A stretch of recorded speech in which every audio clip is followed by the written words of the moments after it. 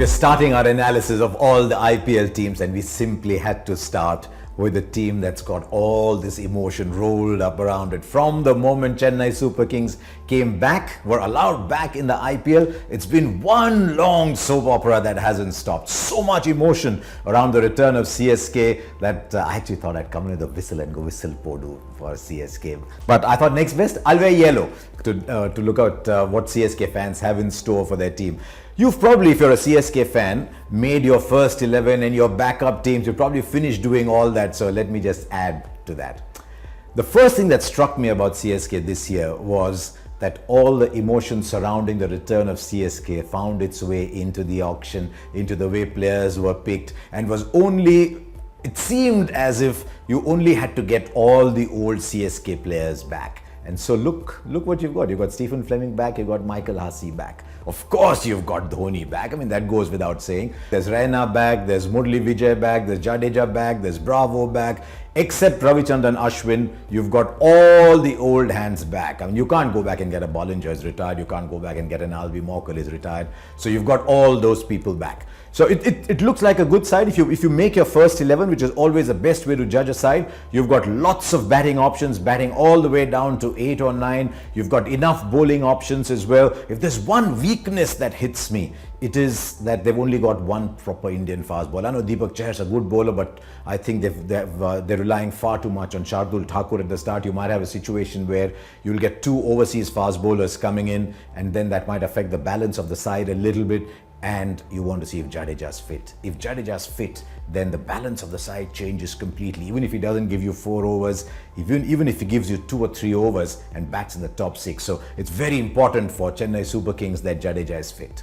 So right, what is this first 11 then? And I don't know if it tallies with yours, but I've got 2 experienced openers right at the top. I've got Plessis. He's been with Chennai Super Kings for a lot. He's a very different player playing test cricket. He comes into one-day cricket and he suddenly discovers shots that smell of mothballs. They've never been used all these days. Suddenly he comes back as a different player. And I don't know if this surprises you, but I've got Shane Watson opening the batting. I thought last year that we'd seen the end of Shane Watson as an IPL cricketer. And then he had a pretty decent Big Bash, he had a pretty decent PSL. He's bowling a little bit again, he's giving you 2-3 overs, and at the top he'll have the license to go because they bat so deep. So I've got Watson up at the top with Plessis, and then of course Suresh Raina at 3. I mean, it's almost like you're playing at chip-ock. It doesn't matter who bats where. Suresh Raina will come into bat at 3, but I want Suresh Raina to show a lot more, take a lot more responsibility than he's had with India recently, because I think the entire batting revolves around him. And given who's to come and who you've got, I think it's a no-brainer that MS Dhoni has to bat at 4. But you never know. When Dhoni is captain of a side, you never know when he's going to come into bat, when someone else is going to come into bat, because you've got Kedar, Jadhav down at 5, and I'm going to bat Ravindra, Jadeja at 6, because Jadeja actually said in an interview that Dhoni wants to use him as a batsman again, and I think batsman in Jadeja has to come alive again. So there you are. You've got Jadeja at 6. Then I'm going to look at the bowling. Dwayne Bravo, there's 4 overs for you. Even if his batting has slipped a little bit, he can still play the 8-10 ball cameos that you need.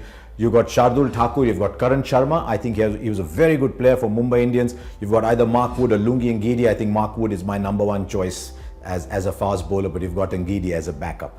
There you've got 10 players. You'll find this in all the teams that I analyzed. Do they have teams of 10? And here you've got a team of 10 with 8 batsmen and 6 bowling options. What do you want to do after that? You can just play a floater, and that's why I've got Ambati Raidu in my team as a floater. Bat him anywhere, almost like Badrinath used to be in the great CSK teams of the past. If you lose wickets early, Badrinath. If you don't lose wickets, he doesn't need to bat. So I'm seeing Raidu as a floating finisher for Chennai Super Kings. Now what about the replacements? If you need an opener at the top, then you've got Murali Vijay. If Jadeja cannot bowl, then you can play Harbhajan, and because you've got Karn Sharma and you've got Dwayne Bravo, you're already batting deep enough. So if Jadeja has a problem, he has to play as a batsman, then you can play Harbhajan. If you need a free stroker in the middle order, you can play Sam Billings. He can go up and open the batting as well. And you've got Imran Tahir. And we've seen so many times in the IPL that you don't start with Tahir and halfway through the season he's your lead bowler. So Imran Tahir can come in. What about Dhoni? If something happens with Dhoni, no, you don't want to think of that. But if it does, either Sam Billings can keep wickets, or they've got this young guy from Tamil Nadu, Jagadeesan, who can just go out and set about the bowling, and there's not a lot of balls going behind the wickets anyway. So who's the key to this CSK side? I believe it's Suresh Raina, because I think he's got to go back to being the batting match winner that CSK so craves. So key for CSK is Suresh Raina. Player to watch out for?